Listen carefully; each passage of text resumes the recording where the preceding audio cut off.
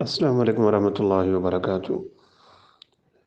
یہ ایک بہن کا سوال ہے کہ ان کے بال گر گئے ہیں اور سر بالکل گنجا ہونے کے قریب ہے، تو کیا وہ اپنے سر کے بال اگوانے کے لیے سر میں بال پیوند کاری کے طور پہ لگوا سکتی ہیں یا نہیں؟ شرعی طور پہ ان کی رہنمائی کر دی جائے۔ رسول اللہ صلی اللہ علیہ وسلم نے بالوں کے ساتھ بال جوڑنے والیوں پہ لعنت فرمائی ہے۔ الواصلہ والمستوصلہ لعن رسول اللہ صلی اللہ علیہ وسلم الواصلۃ والمستوصلۃ۔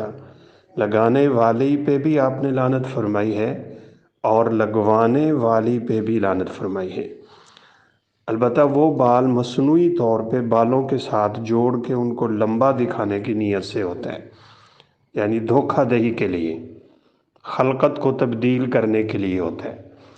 البتہ اگر کوئی شخص مرد و عورت میں سے اپنے سر کے بالوں کا علاج کروانے کے لیے اس طرح کا کوئی طریقہ اختیار کرتا ہے کہ اس کے اپنے ہی بال اگر نکال کے دوسری جگہ پہ لگا دیے جاتے ہیں، اس سے بھی علاج ممکن ہوتا ہے، یا کسی کے بال بھی سر میں لگانے سے علاج ممکن ہوتا ہے، تو علاج کی غرض سے ایسا کرنے میں انشاءاللہ قباحت نہیں ہے، کیونکہ رسول اللہ صلی اللہ علیہ وسلم نے علاج کروانے کی ترغیب دی ہے۔ کوئی بیماری ایسی نہیں، آپ نے فرمایا، جس کی اللہ تعالیٰ نے شفا اور اس کا علاج نازل نہ کیا ہو، بلکہ ایک حدیث میں آپ صلی اللہ علیہ وسلم نے باقاعدہ حکم دیا ہے، تداؤ، علاج کرواؤ۔ تو کوئی بھی ایسا علاج جس میں شرعی ممانعت نہ ہو، حرام چیز استعمال نہ کی گئی ہو، حرام طریقے اور حرام ذرائع استعمال نہ کیے گئے ہوں، تو اس میں انشاءاللہ کوئی حرج نہیں ہے۔ تو اس میں وہ دھوکہ دہی کی کوئی بات نہیں ہے۔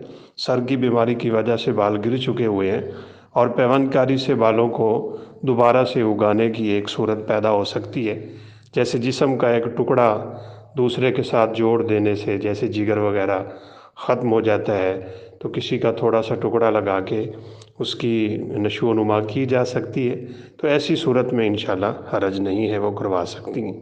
اللہ تعالیٰ عالم۔ السلام علیکم ورحمۃ اللہ وبرکاتہ۔